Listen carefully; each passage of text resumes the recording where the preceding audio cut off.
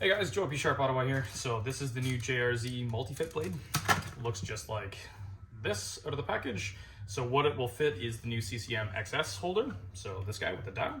It's also going to be fitting the Bauer edge holder, which is something that Step, which is basically what the JRZ steel is, hasn't done in a while. So this steel will fit into the edge, just like this. You slide the thing forward, pull your trigger, and so the JRZ Multi-Fit will fit into this. You pull the trigger, it pops back out.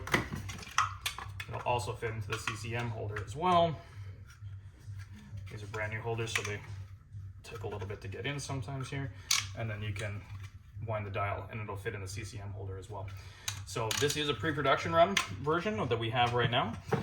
So on the Bauer holder, my suggestion for you is either electrical tape or shin guard tape, the clear stuff.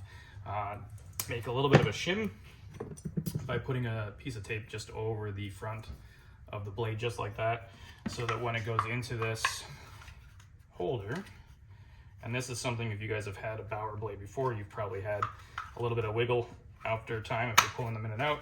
It fits in just like that, keeps it from moving around. Use an X-Acto knife, cut it off the excess so that you don't trip over it, just like that. Now that blade will fit into the Bauer without any wiggle room. Again, that's just because these are pre-production that we have on our website right now. Now, in about 2 weeks, so mid-April, all the way through the end of April is when we should start seeing real full production run of these blades. So right now, again, pre-production, you're gonna need to put in a little shim. After that, you'll see the full production run from JRZ come out, and then you don't have to worry about any kind of issues. But for now, that's what we got.